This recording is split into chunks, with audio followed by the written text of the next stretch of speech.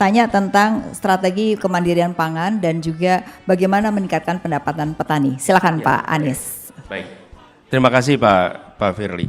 Ini hal yang sangat strategis sekali untuk kita di Indonesia pada fase ini. Saya ingin menjawab ini dengan dua time frame. Satu adalah jangka pendek dan menengah, yang kedua jangka panjangnya. Pertama yang terkait dalam konteks jangka pendek.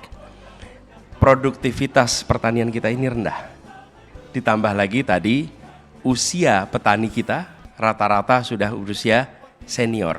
Dan kalau kita lihat di sektor pangan dari hulu ke hilir, anak-anak muda jarang mau masuk ke hulunya, mau masuknya ke hilir. Restoran, kafe itu banyak sekali anak-anak muda. Artinya apa? Di situ prospek usahanya baik. Tapi di hulu, karena prospek usahanya tidak baik, maka tidak banyak anak yang mau ke situ. Ini adalah rational behavior. Selama di situ tidak menguntungkan, tidak memberikan kesempatan tumbuh, tidak ada anak muda yang akan mau masuk ke sektor ini. Jadi kami melihat pertama dalam jangka pendek adalah meningkatkan produktivitas pertanian. Beberapa hal bisa dikerjakan. Satu, penyediaan pupuk, penyediaan benih berkualitas yang mudah dan murah. Ini kami temukan di mana-mana Pak. Petani itu selalu bilang, Pak masalah kami 3 Pak. Kesimpulan saya nih, mereka mengatakan, tapi kesimpulan saya ada 3. 1 pupuk, 2 pupuk, 3 pupuk. Itulah masalah utamanya di pertanian kita. Kemudian, nah ini harus dibereskan. Kemudian yang kedua adalah tadi yang disampaikan, luasannya kecil. Apa yang kami coba lakukan? Kami mencoba melakukan namanya cooperative farming. Cooperative farming itu apa? Cooperative farming itu artinya mengerjakan satu wilayah sebagai sebuah kegiatan koperasi. Sehingga batas-batas yang selalu kita sebut dengan pematang sawah itu akan bisa tergantikan menjadi luasan yang lebih besar dan akibatnya produktivitas lebih meningkat karena dikerjakan sebagai satu kesatuan. Kemudian yang ketiga adalah keseriusan memperbaiki sistem irigasi kita yang selama ini terlewatkan. Dan apa yang terjadi?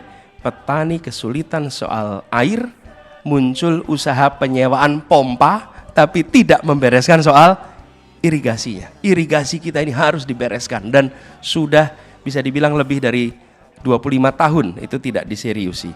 Kemudian yang keempat yang tidak kalah penting adalah modernisasi di sektor pertanian. Ini semua sifatnya jangka pendek yang dikerjakan. Lalu yang tidak kalah penting adalah mulai memperbaiki rantai pasok yang tidak efisien. Kami pernah mengerjakan di Jakarta, di mana perusahaan milik negara, yaitu milik Pemprov DKI Jakarta, langsung bekerja sama dengan Gapoktan di tempat-tempat sentra-sentra produksi pangan. Lalu apa yang terjadi? Dibuatkan kontrak 5 tahunan dan dengan begitu petani memiliki kepastian harga jual gabah. Dari sisi kami mendapatkan kepastian pasokan beras, kami mendapatkan lebih murah, mereka mendapatkan gabah dengan harga lebih baik. Dan lalu mata rantai yang ada di tengahnya itu membuat menjadi lebih efisien. Dan pola ini yang kita ingin lakukan. Jadi satu cooperative farming untuk bekerjanya, yang kedua adalah kontrak farming untuk hasil pangannya. Dan ketika itu dikerjakan, kami cukup optimis bahwa ini dalam jangka pendek dan menengah akan bisa memperbaiki tata niaga yang ada. Lalu dalam jangka panjang, Ibu sekalian, ini tidak bisa dilewatkan soal jangka panjang. Jangka panjangnya apa? Urbanisasi is unstoppable. Dan kita tidak bisa memaksa orang tinggal di desa lagi. Diperkirakan di tahun 2045, 73% penduduk Indonesia ada di perkotaan. Sehingga kita harus mulai memikirkan secara serius tentang tata niaga ini ketika jumlah orang yang berada di pedesaan itu jumlahnya akan sedikit. Ini fakta yang akan kita temui. Karenanya kenapa yang tadi saya sampaikan, modernisasi itu diperlukan, cooperative farming itu diperlukan, perbaikan tata niaga diperlukan sehingga desa tetap menjadi supplier. Dan tidak kalah penting adalah karena kita berhadapan dengan climate crisis. Betul. Jadi itu kira-kira jawaban untuk Pak Firly. Terima kasih. Ya, jadi Pak Prabowo ada 2 pertanyaan. Yang satu bagaimana produksi dan kemandirian pangan, yang kedua adalah meningkatkan pendapatan petani. Silakan Pak. Baik, terima kasih Mas Kukrit. Jadi inilah yang saya maksud ya bahwa kita harus berpijak pertama dari falsafah dulu. Falsafah baru menghasilkan strategi. Jadi masalah pangan, masalah pertanian adalah masalah hidup dan matinya suatu bangsa. Berarti ini masalah strategis. Ini tidak boleh diperlakukan sebagai masalah niaga. Jadi itu benar. Kenapa berkurang petani? Karena anak-anak muda melihat bapaknya tidak untung, hidupnya susah, nilai tukarnya tidak cocok, dan bahwa alam neoliberal ini membuat anaknya petani sulit untuk dapat the basic services saja, sulit sekolah bagus. Karena semua harus dianggap free market. Free market benar, tetapi basic hak dasar rakyat itu tidak boleh diperdagangkan. Jadi apa? Makanya pengelolaan yang sudah baik di zaman Pak Harto, kenapa dibongkar? Yang benar waktu itu Bulog melaksanakan suatu operasi pengendalian. Kalau harga untuk petani kurang baik bisa dikendalikan, tapi konsumen di kota juga dijaga.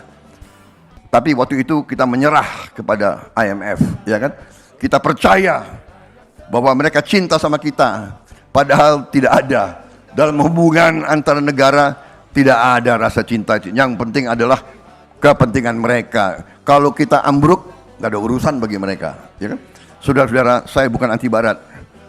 Saya sebetulnya sangat cinta sama Barat. Masalahnya kadang-kadang Barat tidak cinta sama kita, itu masalahnya. Ya kan? Aku suka makan Burger King, aku suka. Ya kan? Kadang-kadang mereka yang nggak peduli sama kita, ya kan?